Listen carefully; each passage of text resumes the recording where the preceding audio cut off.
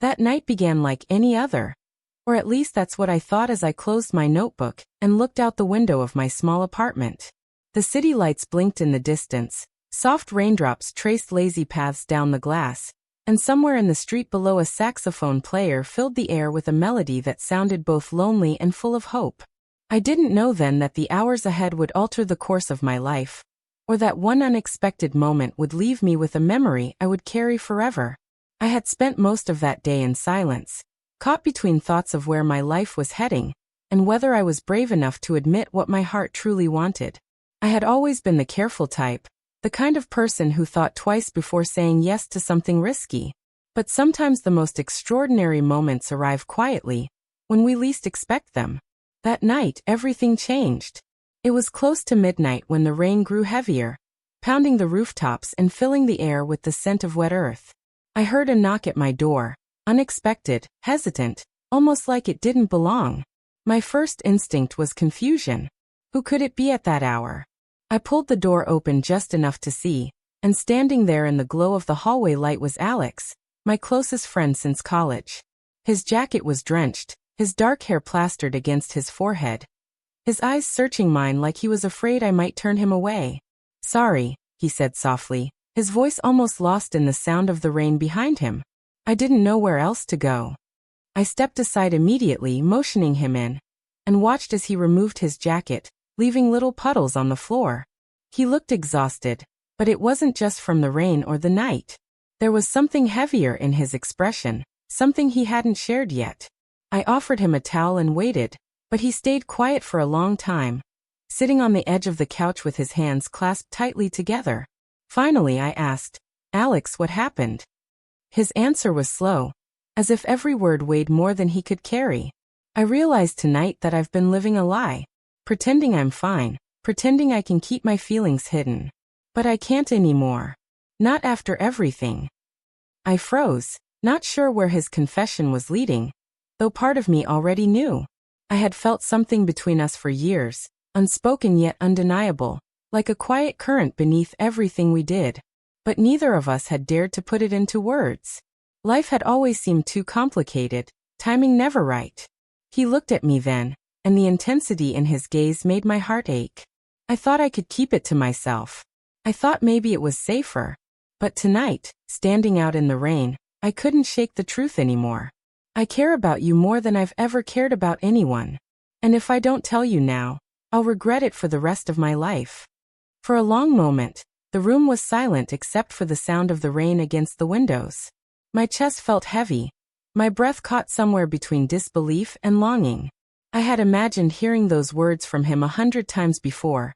In fleeting daydreams I tried to push away. But now that they were real, I didn't know how to answer. I sat beside him slowly, so close that I could feel the warmth radiating from his skin, and I whispered, "You have no idea how long I've wanted to hear you say that." His eyes widened, a flicker of hope sparking through the storm of emotions on his face. "You mean?" "I mean," I said, my voice trembling, "that you're not alone in this. I've been just as scared, just as unsure. But the truth is, my heart has been yours for longer than I can even remember." It felt like the air shifted then, as though the walls themselves sighed with relief. He let out a shaky laugh, part disbelief, part overwhelming joy, and for the first time in years, there were no barriers between us. We talked for hours, not about ordinary things but about everything we had held back. How every moment we shared had meant more than we admitted. How every glance and every silence had been filled with words we hadn't dared to say. The night stretched on, but neither of us cared. The rain eventually softened, leaving behind the kind of quiet that feels sacred. At one point, Alex leaned back on the couch, his head resting against the cushion, his eyes tired but lighter than before. I studied him in that dim light, memorizing the softness of his features, the sincerity that lived in every line of his expression. "Do you ever wonder," he asked quietly, "why it took us so long to get here?" "All the time," I admitted. "But maybe we needed to wait. Maybe we had to learn who we are before we could finally be honest with each other." He reached for my hand then, tentative but steady, and when our fingers intertwined, it felt as though the world had clicked into place. No grand fireworks, no dramatic music, Just a simple, undeniable certainty that this was where we were meant to be. I didn't sleep that night. Neither of us did. We stayed up talking about everything and nothing, sharing stories from our past and hopes for the future. At some point, the sun began to rise, painting the sky in shades of gold and pink. And I realized that the moment I had always feared, the moment of truth, had turned into something more beautiful than I could have ever imagined.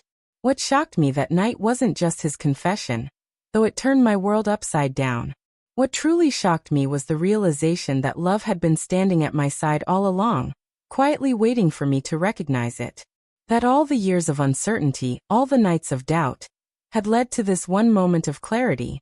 When Alex finally left later that morning, his jacket dry and his smile brighter than I had ever seen, he promised me this was only the beginning. And I believed him, because for the first time, the future didn't feel like a question mark. It felt like a promise. Even now, whenever I think back to that night, I feel the same mix of wonder and disbelief. That a single knock on the door, a single confession, could change everything. That love could arrive not with grand gestures, but with the simplest truth, spoken softly in the middle of a storm. And so, when I tell people what happened that night, I never describe it as dramatic or chaotic. I tell them it was quiet, it was honest, and it was the most shocking thing of all. Because it showed me that sometimes the love we've been waiting for is right beside us, just waiting for the courage to be named.